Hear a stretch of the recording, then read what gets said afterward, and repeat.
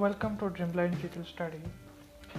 দেখো, আমি আজকে তোমাদের একটা টেক্সটকে নিয়ে একটু আলোচনা করতে যাচ্ছি। যে টেক্সটটা হচ্ছে ডাকাতের মা, ক্লাস 11-এর বাংলা। ডাকাতের মা রচনা করেছেন সতীনাথ ভাদুড়ী। তো সতীনাথ ভাদুড়ী জন্মসূত্রে তিনি একজন বিহারের বাসিন্দা, যিনি জন্মগ্রহণ করেন 1906 খ্রিস্টাব্দে 27শে সেপ্টেম্বর বিহারের পূর্ণিয়াতে এবং মৃত্যুবরণও করেন বিহারে। কিন্তু জন্মসূত্রে তিনি একজন বাঙালি। কেন জন্মসূত্রে একজন বাঙালি? কারণ তার আদিবাড়ি হচ্ছে নদিয়ার কৃষ্ণনগরে। আমাদের যে লেখক সতীনাথ ভাদুড়ী, তার আদিবাড়ি হচ্ছে নদিয়ার কৃষ্ণনগর। তাই তিনি জন্মসূত্রে বিহারের বাসিন্দা হলেও তিনি আসলে কিন্তু একজন বাঙালি। তো দেখো, তিনি একজন হচ্ছেন সাহিত্যিক, আইনজীবী এবং স্বাধীনতা সংগ্রামী। আমাদের সতীনাথ ভাদুড়ী একজন খুব প্রথিতযশা বা খ্যাতনামা একজন সাহিত্যিক, আইনজীবী। কারণ তিনি অর্থনীতিতে স্নাতকোত্তর ডিগ্রি গ্রহণ করার পর তার বাবার সহকর্মী হিসেবে পূর্ণিয়াতে আইনজীবী হিসেবে তার প্রথম কাজকর্ম শুরু করেন এবং তিনি ওকালতি শুরু করেন। কিন্তু পরবর্তীকালে তা তিনি যদিও ছেড়ে দেন এবং পূর্ণিয়ার গ্রামাঞ্চলে বিভিন্ন গঠনমূলক কাজে নিজেকে নিয়োজিত করেন। তারপর দেখো, দেওয়া আছে তার জন্ম বৃত্তান্ত, যে তিনি তৎকালীন বিহারের পূর্ণিয়ার ভাট্টা বাজারে জন্মগ্রহণ করেন। পিতা ইন্দুভূষণের আদিবাড়ি নদিয়ার কৃষ্ণনগরে। আমি আগেই বললাম, যদিও জন্মসূত্রে তিনি বিহারের বাসিন্দা, কিন্তু তিনি তার যে পৈতৃক বাড়ি সেটা হচ্ছে আমাদের পশ্চিমবঙ্গের নদিয়ার কৃষ্ণনগরে। তার বিখ্যাত কিছু কাজকর্ম হচ্ছে জাগরি নামের যে উপন্যাস, সেই জাগরি উপন্যাসের জন্য তিনি রবীন্দ্র পুরস্কারে ভূষিত হন। তার বিশিষ্ট গ্রন্থ হচ্ছে চিত্রগুপ্তের ফাইল, এছাড়াও ঢোঁড়াই চরিতমানস ইত্যাদি ইত্যাদি উপন্যাস এবং বিভিন্ন ছোট গল্প, যেগুলি খুব জনপ্রিয় এবং জনমানসে দাগ কেটেছে। তো আমাদের লেখক, ইনি একজন শুধু যে কবি, লেখক বা আইনজীবী বললে খুব ভুল হয়, তিনি ছিলেন একজন স্বাধীনতা সংগ্রামী। কেন স্বাধীনতা সংগ্রামী বলছি সেদিকটা একটু যদি আমরা বিচার বিশ্লেষণ বা বিবেচনা করি, তাহলে বলা যেতে পারে যে 1940 সাল থেকে 1944 সাল পর্যন্ত তিনি জাতীয় আন্দোলনে যোগ দেওয়ার কারণে হাজতবাস করেন। তারপর তিনি বিভিন্ন গঠনমূলক কাজ করেন, জাতীয় কংগ্রেস যোগদান করেন, আবার জাতীয় কংগ্রেস ছাড়েন। এই যে তার পুরোপুরি একটা দেশের জন্য লড়াই, দেশের জন্য আত্মবলিদান, স্বাধীনতা সংগ্রামে নিজেকে তিনি পুরোপুরিভাবে আহুতি দিয়েছিলেন। চলো, এরপর আমরা চলে যাচ্ছি মেন টেক্সটে।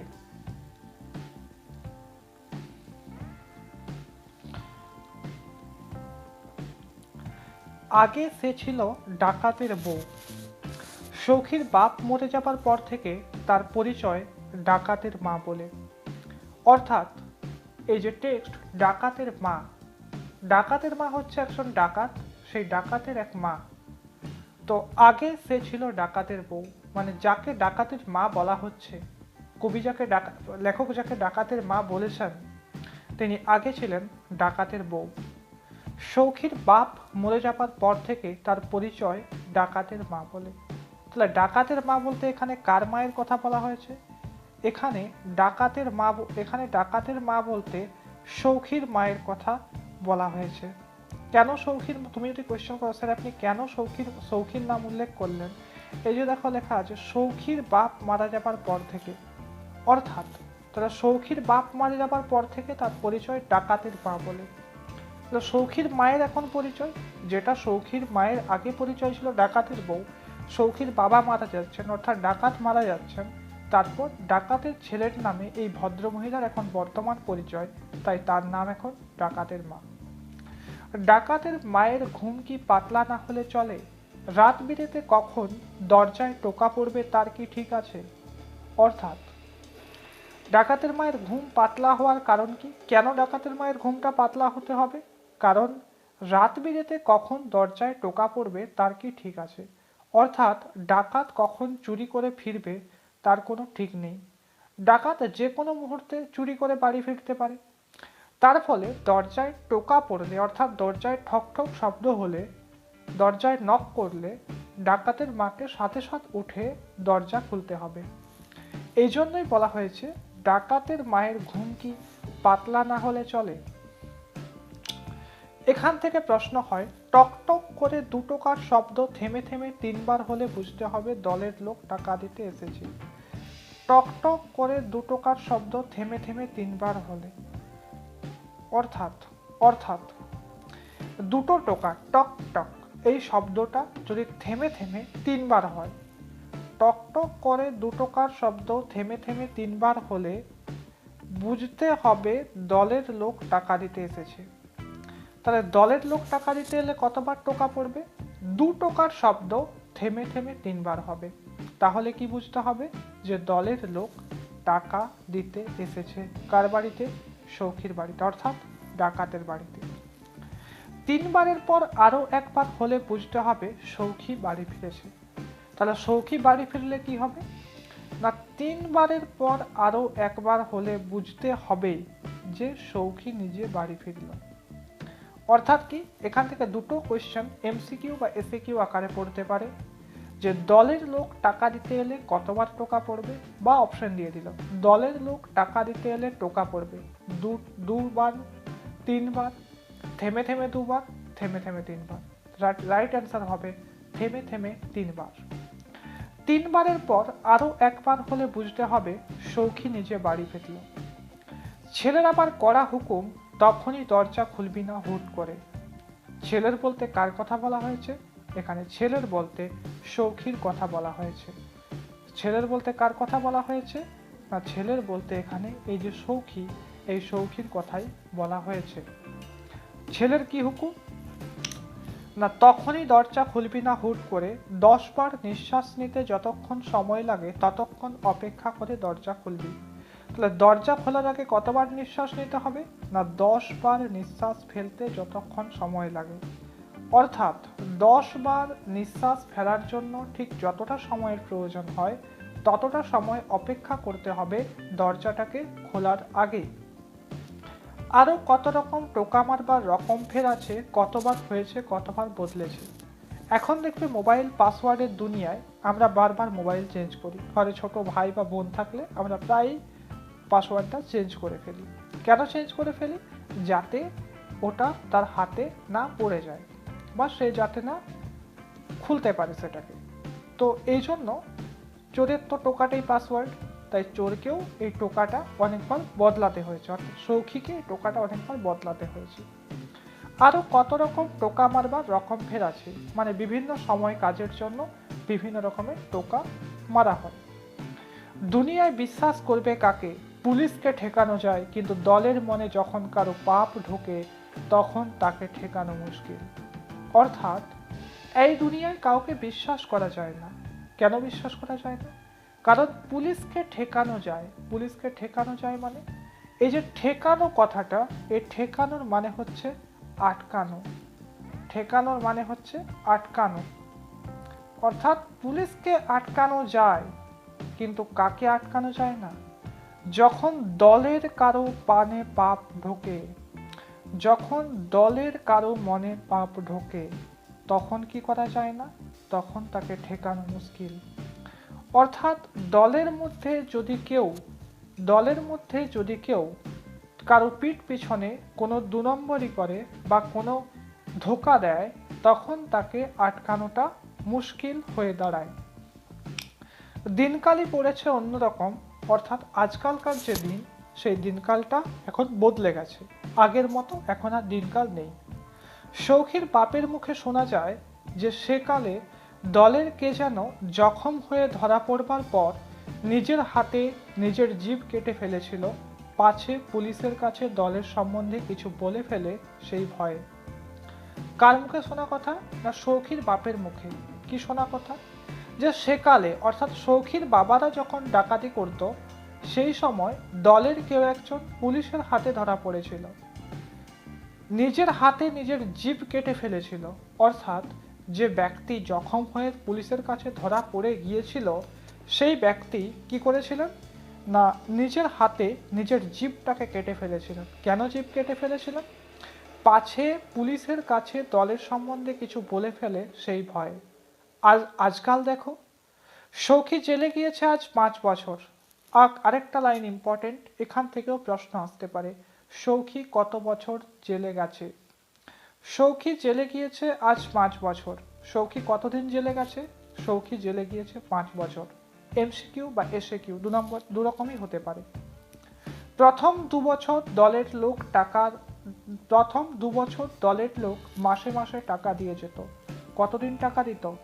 প্রথম 2 বছর দলের লোক টাকা দিয়ে যেত মাসে মাসে। 3 বছর থেকে আর দেয় না। কত বছর টাকা দিয়েছিল? 2 বছর টাকা দিয়েছিল। কত বছর থেকে আর দেয় না? 3 বছর থেকে। তাহলে 3 যুক্ত 2 হচ্ছে 5 বছর। 2 বছর দিয়েছিল, 3 বছর দেয়নি। সৌখী জেলে কতদিন ছিল? 5 বছর। একই কখনো হতে পারত আগেকার কালে? ন্যায় অন্যায় কর্তব্য অকর্তব্যের পাঠে কি একেবারে উঠে গেল দুনিয়া থেকে? কথাগুলো কে কাকে বলছে? কথাগুলো কেউ কাউকে বলেনি, সৌখীর মা নিজেকে নিজেই কথাগুলো বলছে। সৌখীর বাপ কতবার জেলে গিয়েছে? সৌখীরও তো এর আগে 2 বার কয়েদ হয়েছে। অর্থাৎ সৌখীর বাবা অনেকবার পুলিশের হাতে ধরা পড়েছেন ডাকাতি করার সময়। সৌখীরও তো 2 বার কয়েদ হয়েছে। সৌখীর কতবার কয়েদ হয়েছে, অর্থাৎ সৌখীর কতবার জেল হয়েছে? এর আগে সৌখীর 2 বার জেল হয়েছে। কখনো তো দলের লোকে এর আগে এমন ব্যবহার করেনি। অর্থাৎ এই যে এখন ঠিক যেরকম দলের লোক কোনো পাত্তা দিচ্ছে না, ঠিক সেরকম আগে দলের লোক করতো না। আগে দলের লোক কি করতো না, দলের কোনো সদস্য যদি জেলে যেতেন তাহলে তার বাড়িতে টাকা পৌঁছে যেত। অর্থাৎ তার বাড়ির ভরণ পোষণের দায়িত্ব দলের লোকই নিত। যখন সৌখীর বাবা ডাকাতি করতে গিয়ে পুলিশের হাতে ধরা পড়তেন, সেই সময়কালে কি করা হতো না, সেই সময়কালে তাদের বাড়িতে টাকা পৌঁছে যেত। কিন্তু এখন যখন সৌখী 3য়বার জেলে গেছে, তখন সৌখীর বাড়িতে কিন্তু কোনো টাকা পৌঁছাচ্ছে না। কেন? কারণ এই যুগে ন্যায় অন্যায়ের ব্যাপারটা প্রায় নেই বললেই চলে। কখনো তো দলের লোকে এর আগে এমন ব্যবহার করেনি, মাস না যেতেই হাতে টাকা এসে পৌঁছেছে। এর আগে কি হয়েছে না, ধরো 1 মাসের টাকা দিয়ে গেল, পরের মাসের টাকা পাওয়ার সময় এখনো আসেনি, তার আগেই দলের লোক টাকা দিয়ে চলে গেছে। এরকমও হয়েছে, কিন্তু এখন আর টাকা পাচ্ছে না। এই কথাগুলোই সৌখীর মা ভাবনা চিন্তা করছে। কখনো বা আগাম 3-4 মাসের এক সঙ্গে। আগাম কত মাসের টাকা দিত? প্রায় 3-4 মাসেরও কখনো কখনো দিয়েছে। এটা একটা সংসার পয়সার অভাবে ভেসে গেল কিনা তা একবার উঁকি মেরে দেখলো না দলের লোক? সৌখীর মা আক্ষেপের সুরে বলছে একটা সংসার যে পয়সার অভাবে ভেসে গেল, লোকগুলো বেঁচে আছে, কি খেয়ে বেঁচে আছে, কি করছে, এটা দলের লোক একবার উঁকি মেরে দেখলো না? আগের বউটার শরীর ছিল ভালো। আগের বউটা বলতে এখানে কার আগের বউটার কথা বলা হয়েছে? এখানে আগের বউটার শরীরটা ভালো ছিল। এখানে আগের বউ বলতে সৌখীর আগের বার, অর্থাৎ সৌখীর 2টো বিয়ে। এখন একটা বিয়ে করেছে, এর আগে আরেকটা বিয়ে করেছিল। তো আগের যে বউটা ছিল, সৌখীর প্রথমবারের যে স্ত্রী, সেই বউয়ের শরীর ছিল ভালো, মানে কি স্বাস্থ্যবান ছিলেন তিনি। সৌখীর এবারকার বউটা রোগা। সৌখীর এবারের বউটা কেমন? প্রশ্ন হলে সৌখীর এবারের বউটা কেমন না, সৌখীর এবারের বউটা হচ্ছে রোগা। তারপর ছেলে হওয়ার পর একেবারে ভেঙে গিয়েছে শরীর। কার শরীর ভেঙে গিয়েছে? সৌখীর যে 2য় স্ত্রী, অর্থাৎ এবারকার যে স্ত্রী সৌখীর, তার শরীরটা একটু রোগা। যার ফলে বাচ্চা হওয়ার পর, অর্থাৎ সৌখীর যখন ছেলে হয়েছে, তখন সেই স্ত্রী অর্থাৎ সৌখীর 2য় স্ত্রীর শরীরটা কি হয়েছে? ভেঙে গেছে। সৌখী যখন একবার ধরা পড়ে তখন বৌমার ছেলে পেটে। সৌখী যখন একবার ধরা পড়ে, অর্থাৎ সৌখী যখন একবার ধরা পড়েছিল পুলিশের হাতে ডাকাতি করতেছে, তখন বৌমার পেটে কি ছিল? ছেলে ছিল। হ্যাঁ, নাতিটার বয়স 4-5 বছর হলো বই কি। কার নাতির কথা বলা হয়েছে এখানে? এখানে ডাকাতের মা অর্থাৎ সৌখীর মায়ের নাতির কথা বলা হয়েছে। অর্থাৎ সৌখী আজ 5 বছর জেলে গেছে। যখন সৌখী জেলে গেছিল তখন নাতি ছিল সৌখীর স্ত্রীর পেটে। তাহলে কি হয়েছে না, সৌখীর আজ যেহেতু 5 বছর জেলে গেছে, তারপর বাচ্চা হয়েছে, তাই ছেলের বয়স 4 বছর বা 5 বছর। তাহলে সৌখীর মায়ের নাতির বয়স কত বা সৌখীর ছেলের বয়স কত যদি প্রশ্ন আসে, তাহলে কত হবে? তার বয়স হবে 4-5 বছর। কত বয়স হবে? 4-5 বছর। কি কপাল নিয়ে এসেছিল যার বাপের নামে চৌকিদার সাহেব কাঁপে, দারোগা সাহেব পর্যন্ত যার বাপকে তুই তোকারি করতে সাহস করেননি কোনোদিন, তারই কিনা দুবেলা ভাত চটে না। হায় রে কপাল। কি বলছে? যে যার বাপের কি কপাল নিয়ে এসেছিল, মানে কি ছেলেটার কপালটা ভালো হয়নি, মানে ভাগ্য ভালো নয় ছেলেটার। যার বাপের নামে চৌকিদার সাহেব কাঁপে, অর্থাৎ জেলের যে চৌকিদার উনি ভয় পান। কাকে ভয় পান? সৌখীকে ভয় পান। দারোগা সাহেব পর্যন্ত যার বাপকে তুই তোকারি করতে সাহস করেননি কোনোদিন, তারই কিনা দুবেলা ভাত চটে না। অর্থাৎ সৌখীর উপর দারোগা, জেলে থানার যে দারোগা, তিনি পর্যন্ত কোনোদিন তুই তোকারি করেননি। হায় রে কপাল। অর্থাৎ কপালটা খুব খারাপ। এ বৌমা যে খাটতে পারে না ওই রোগা শরীর নিয়ে, আমি বুড়ো মানুষ কোনো রকমে বাড়ি বাড়ি গিয়ে খইমুড়ি বেঁচে আসি। অর্থাৎ যদি এখান থেকে প্রশ্ন আসতেও পারে, বাট অতটা ইম্পর্টেন্ট লাইন না, তাও আমি আন্ডারলাইন করছি যে বাড়ি বাড়ি গিয়ে কোনো রকমে বাড়ি বাড়ি গিয়ে দুটো খইমুড়ি বেঁচে আসি। লাইনটা কোট করে কোয়েশ্চেন আসতে পারে এখানে কার কথা বলা হয়েছে। অর্থাৎ সৌখী জেলে যাবার পর যখন দলের লোক টাকা দেয় না, তখন সৌখীর মা খইমুড়ি বেচাকেই পেশা হিসেবে নিজে নিয়ে নিয়েছেন। তা দিয়ে নিজের পেট চালানোই শক্ত। কি দিয়ে নিজের পেট চালানো শক্ত? না, এই যে খইমুড়ি বেচে যে জীবিকা অর্জন হয় বা যে টাকা রোজগার হয়, সেখান থেকে নিজের পেট চালানো অর্থাৎ সৌখীর মায়ের নিজের খরচ চালানোটাই খুব কঠিন। সাধে কি আর বৌমাকে তার বাপের বাড়ি পাঠিয়ে দিতে হলো? তাছাড়া গয়লা বাড়ির মেয়ে। ঝি চাকরের কাজও তো আমরা করতে পারি না, করলেই বা রাখতো কে? সৌখীর মা বউকে কি কেউ বিশ্বাস পায়? নইলে কি আমার কি আর ইচ্ছে করে না যে নাতিকে নিয়ে ঘর করি। বেয়াইয়ের দুটো মোষ আছে, তবু নাতিটার পেটে একটু দুধ পড়ছে, ওদের শরীরে দরকার দুধের। অর্থাৎ কি না, সৌখীর মা বাড়ি বাড়ি গিয়ে খইমুড়ি বেঁচে আসে, সেটা দিয়ে নিজে কোনো রকমে খাওয়া দাওয়া করে বেঁচে থাকে। বেঁচে থাকার মতো যেটুকু উপার্জন হয় তা দিয়ে একটা মানুষ পেট চালানো দায়, অর্থাৎ একটা মানুষ কোনোভাবে খেতে পায়। তাই কি হয়েছে না, তাই সৌখীর স্ত্রীকে এবং তার নতুন যে বাচ্চা, সেই বাচ্চাকে বাপের বাড়ি পাঠিয়ে দিতে হয়েছে। আর গয়লা বাড়ির মেয়ে অর্থাৎ তারা সমাজের উচ্চ স্তরের মানুষ, তাই তারা কি করতে পারেন না, লোকের বাড়িতে ঝি চাকরের কাজ করতে পারেন না। তাই তাই তাই সৌখীর মা বাধ্য হয়ে কি করেছেন, তার পুত্রবধূকে এবং তার নাতিকে সৌখীর শ্বশুর বাড়িতে অর্থাৎ সৌখীর স্ত্রীর বাপের বাড়িতে পাঠিয়ে দিয়েছেন। সৌখীর যে শ্বশুর মশাই অর্থাৎ সৌখীর মায়ের বেয়াই, সেই বেয়াইয়ের কি আছে, দুটো মোষ আছে, সেখান থেকে কি পাওয়া যায়, দুধ পাওয়া যায়। এই দুধটার খুব দরকার সৌখীর স্ত্রী আর সৌখীর বাচ্চার শরীরে। আর বছর খানিক বাদেই তো সৌখী ছাড়া পাবে, তখন বউকে নিয়ে এসে রূপোর গয়না দিয়ে মুড়ে দেব, দেখিয়ে দেব পাড়ার লোকেদের যে সৌখীর মায়ের নাতি পথের ভিখিরি না। আসতে দাও না সৌখীকে, দলের ওই বদলোকগুলোকে ঠান্ডা করতে হবে। আমি বলি এসব একলেসারে লোকেদের দলে না নিলেই নয়। ওরা ডাকাত নামে যুগী চোর, ছিচকে চোর। ওই যেটা টাকা দিতে আসতো, যেটা চেহারা দেখেছ, তালপাতার সেপাই, থুতনির নিচে দুগাছা দাড়ি, কালি ঝুলিয়েই মাখো আর মশালি হাতে নাও, ওই রোগা পটকাকে দেখে কেউ ভয় পাবে না কোশ্চিন কালে। অর্থাৎ সৌখীর মা ক্ষোভে, দুঃখে, রাগে এই কথাগুলো মুখ দিয়ে বের করছেন। কি বলছেন?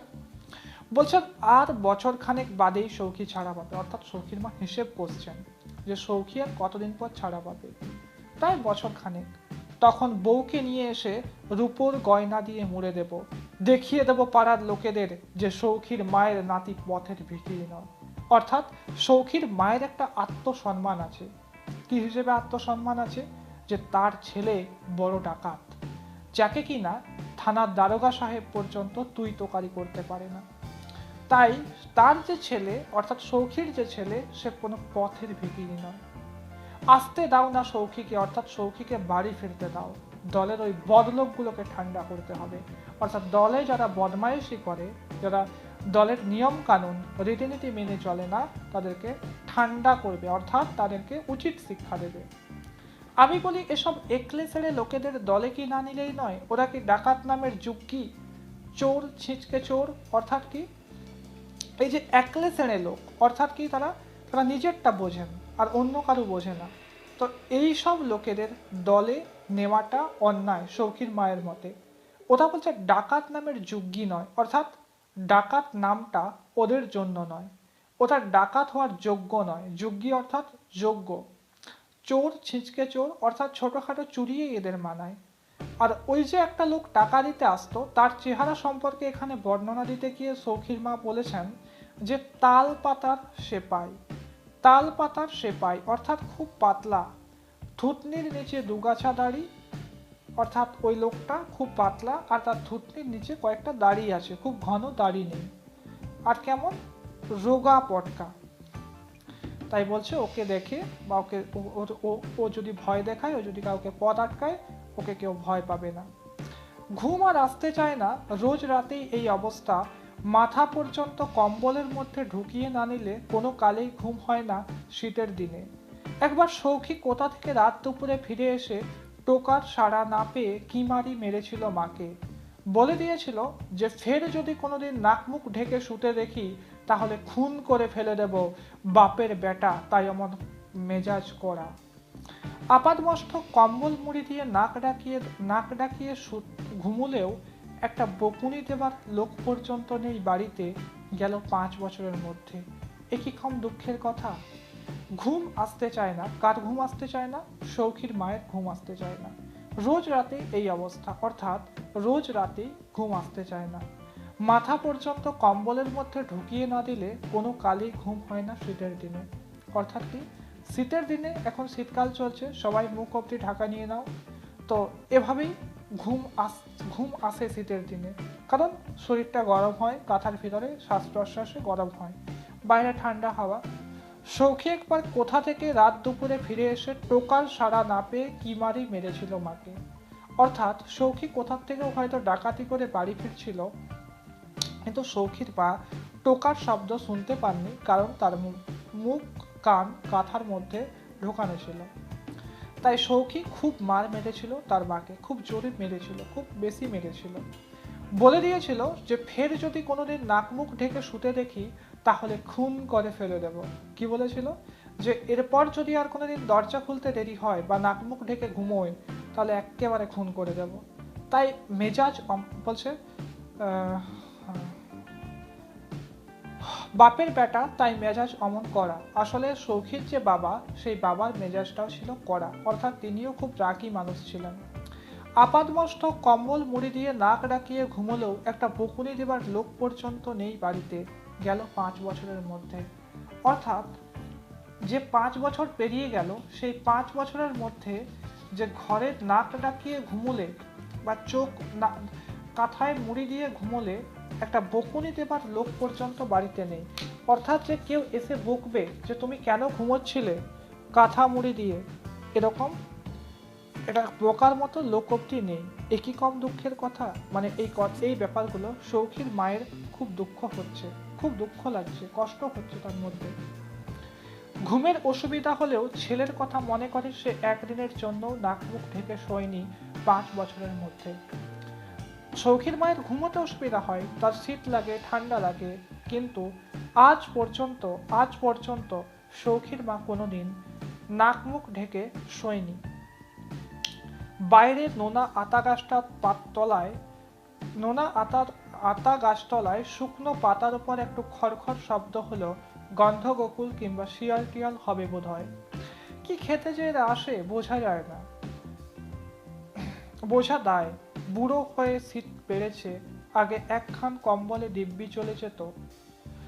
বাইরে নোনা আতা গাছ তলায়, অর্থাৎ যে আতা গাছটা আছে সেই আতাটা মিষ্টি না, আতাটা নোনা, নোনতা।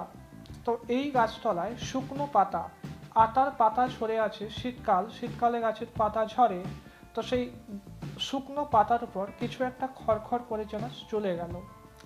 গন্ধগোকুল বা শিয়াল টিয়াল হবে বোধহয়, বলছে শিয়াল বা গন্ধগোকুল কিছু একটা পার হলো, তাই এরকম হলো। কি খেতে যে এরা আসে বোঝা দায়। অর্থাৎ ঘুম না হলে যা অবস্থা হয় মানুষের, সেটাই এখন সৌখির মায়ের হচ্ছে। পুরুষ যত সব চিন্তা আসছে। বুড়ো হয়ে শীত বেড়েছে, অর্থাৎ দেখবে বয়স যাদের বেশি ঠান্ডা একটু বেশি লাগে। যে বুড়ো হয়ে শীত বেড়েছে, আগে একখান কম্বলে দিব্যি কেমন চলে যেত, আগে একটা কম্বল ঢাকা নিয়েই শীত কেটে যেত। এই কম্বলখানা হয়েওছে অনেক কালের পুরনো, অর্থাৎ অনেক পুরনো হয়ে গেছে। এর আগের বার সৌখী জেল থেকে এনেছিল, সে কি আজকের কথা? মানে এর আগেও সৌখী দুবার জেল হয়েছিল, সেই দুবারের মধ্যে একবার সৌখী এই কম্বলটা নিয়ে এসেছিল জেল থেকে। কম্বলখানার বয়স ক বছর হবে তা হিসাব করতে গিয়ে বাধা পড়ল। অর্থাৎ কি, কম্বলটার যে বয়স কতদিন, সৌখীর আগে কত বছর আগে জেলে গেছিল, এসব কিছু আমাদের লেখক এখানে আর কথা বাড়াচ্ছেন না। তিনি এরপর ডাইরেক্ট আমাদের হিরো অর্থাৎ সৌখীকে ইন্ট্রোডিউস করাচ্ছেন। দেখো, টকটক করে টোকা পড়ার মতো শব্দ কানে এলো, টিকটিকির ডাক হবে বোধহয়। অর্থাৎ কি, এখনই সৌখীর মা ভাবছিলেন যে বাড়িতে বকুনি দেওয়ার মতো একটা লোক নেই, তাহলে এখানে কেউ আসার কথা নয় এই মুহূর্তে। দলের লোকও টাকা দিতে আসে না, সৌখীর তো এখনো আসার সময় হয়নি, হয়তো আরো 1 বছর লাগবে আসতে হয়তো। তো এত সব ভাবনা ভাবছেন তিনি। টিকটিকি হবে বোধহয়, টিকটিক করে ডাকছে। হাতি পাকে পড়লে ব্যাঙেও লাথি মারে। অর্থাৎ কি, এটা একটা প্রবাদ যে হাতি যদি কোনোদিন কোনো বিপদে পড়ে, তখন ব্যাঙের মতো ক্ষুদ্র জন্তু সেও তাকে লাথি মারে। টিকটিকিটা শুদ্ধ খুনসুরি আরম্ভ করেছে মজা দেখবার জন্য, করে নে। মানে সৌখীর মা একটু বিরক্ত হচ্ছেন যে টিকটিকটা পর্যন্ত শেষে আমার সাথে মজা করছে। তখন বলছে, করে নে তুই মজা। টকটক করে আবার দরজায় দুটো টোকা পড়লো, আবার দুটো টোকার শব্দ। না, তাহলে তো টিকটিকি না। আওয়াজটা ক্ষণক্ষণে টিনের কপাটের উপর টোকা মারার শব্দ। যে টিনের কপাট, সেই কপাট একদম পরিষ্কার বুড়ির কানে চলে এলো, সৌখীর মায়ের কানে একদম পরিষ্কার বোঝা যাচ্ছে এ আওয়াজ টিকটিকির হতে পারে না। এ আওয়াজ ওই যে টিন লাগানো আছে কপাটের বাইরে, তারপর টোকার আওয়াজ। বুড়ি উঠে বসে ঘর গরম রাখার জন্য যে আগুন করেছিল মেঝেতে, সেটা কখন নিভে গিয়েছে, কিন্তু ধোঁয়া ঘরের অন্ধকারকে আরো জমাট করে তুলেছে। পুরো ঘর অন্ধকার। সৌখীর মা ঘরটাকে গরম করার জন্য আগুন জ্বেলেছিল মেঝেতে, সেই আগুনটা নিভে গিয়েছে, কিন্তু আগুনের থেকে যে ধোঁয়াটা বেরিয়েছে, সেই ধোঁয়াটা ঘরের মধ্যে পুরো ভরে আছে। আর যে অন্ধকার ছিল পুরো বাড়িটাতে, সেই পুরো অন্ধকার আর ধোঁয়া ঘরটাকে এক বিভীষিকাময় পরিস্থিতির সৃষ্টি করেছে। এতদিনে কি তাহলে দলের হতভাগাগুলোর মনে পড়েছে সৌখীর মায়ের কথা? এখানে কে বলছে? সৌখীর মা মনে মনে কথাটা ভাবছে। আবার দরজায় টোকা পড়লো, আর সন্দেহ নেই অনেক দিনের অনভ্যাসের পরে সামান্য ব্যাপারটা বুড়ির মনের মধ্যে কেমন একটু উত্তেজনা এনেছে। কোন ব্যাপারটা? ওই যে ব্যাপারটা টোকা পড়ার। কারণ কি? কারণ সৌখীর আসার নয়, দলের লোক টাকা দিতে আসেনি, এই জন্য সৌখীর মায়ের মনে একটু উত্তেজনা হচ্ছে। কে তাহলে, কে হতে পারে এত রাত্রে টোকা বাজছে ঘরের কপাটে? সৌখীর মা আস্তে আস্তে দরজার পাশে গিয়ে দাঁড়ায়, বদ্ধ কপাটের ফাঁক দিয়ে বাইরের লোকটাকে দেখার চেষ্টা করলো। লোকটাও বোধহয় কপাটের ফাঁক দিয়ে ভিতরে দেখার চেষ্টা করছে। অর্থাৎ কি, সৌখীর মা আস্তে করে দরজার পাশে গিয়ে দাঁড়ায়, বদ্ধ কপাটের ফাঁক দিয়ে বাইরের জগৎটাকে দেখার চেষ্টা করে যে কে লোকটা, কে লোকটাও চেষ্টা করছে। কে ভাবছে? সৌখীর মা ভাবছে। বাইরের ঘুটঘুটে অন্ধকার, কিছু দেখা যায় না, বিড়ির গন্ধ নাকে আসছে। বাইরেটা অন্ধকার, ভিতরটাও অন্ধকার, শুধু নাকে আসছে বিড়ির গন্ধ। বাইরে যে লোকটা দাঁড়িয়ে আছে, সেই লোকটা হয়তো বা বিড়ি খাচ্ছে। আবার টোকা পড়লো দুটো, এবার একেবারে কানের কাছে। এ টোকা পড়বার কথা ছিল না। অবাক কাণ্ড, তাহলে তো লোকটা টাকা দিতে আসেনি। অর্থাৎ টাকা দিতে এলে, টাকা দিতে এলে 2 টোকার শব্দ থেমে থেমে 3 বার হবে, কিন্তু এখানে টোকাটা ঠিক নিয়ম মতো পড়েনি। বলছে পুলিশের লোক টোক নয় তো, টোকা মারবার নিয়ম কানুনগুলো হয়তো ভালো জানে না। যে পুলিশের লোক নয় তো, পুলিশ নয় তো, যে টোকা মারার নিয়ম জানে না, টোকা মারছে। সৌখির ছাড়া পাবারও তো এখনো বহু দেরি, নিশ্চয়ই পুলিশের লোক। তবে তুমি যেই হও, টাকা দিলে নিশ্চয়ই নিয়ে নেব, তারপর অন্য কথা। কথা বলতে হবে সাবধানে, দলের কারো নামধাম যেন মুখ দিয়ে বেরিয়ে না পড়ে অজান্তে। অর্থাৎ কি, সৌখির মা ভাবছে পুলিশ হোক আর যাই হোক, টাকার দরকার, টাকা দিলে আমি টাকা নেব। হঠাৎ মনে পড়ল হুড়কো খুলবার আগে 10 বার নিঃশ্বাস ফেলবার কথা। মানসিক উত্তেজনায় নিঃশ্বাস পড়ছেই না, তা গুনবে কি? বুকের মধ্যে ধরাস ধরাস করছে। বুড়ি তাড়াতাড়ি 10 বার নিঃশ্বাস ফেলে নিয়ম রক্ষা করে নিল। অর্থাৎ কি, বুড়ির মধ্যে একটা উত্তেজনা, সুপ্ত উত্তেজনা সৃষ্টি হচ্ছে যে কে লোকটা, কে দরজায় টোকা মারছে। এই অবধি রইল। পরের ক্লাসে এরপর থেকে কন্টিনিউ করব। ভিডিও দেখতে থাকো, আর ভিডিও যদি ভালো লাগে তাহলে ভিডিওর নিচে কমেন্ট করে জানাবে তোমাদের এই ক্লাসগুলো কেমন লাগছে। তোমাদের ফিডব্যাক ছাড়া আমরা কোনোভাবেই সফল হতে পারবো না। যদি কোনো জায়গায় কোনো ভুল করে থাকি তো মাফ করে দিও, এবং যদি কোনো ভুল করে থাকি সেটাও কমেন্ট সেকশনে জানিও। তোমাদের এই কমেন্টগুলো আমাদের কাছে খুব মূল্যবান। ভিডিও শেয়ার করতে থাকো, সাবস্ক্রাইব করো চ্যানেল, এবং আমাদেরকে সকলের কাছে পৌঁছে দাও। ধন্যবাদ, সকলে খুব ভালো থাকো, পড়তে থাকো।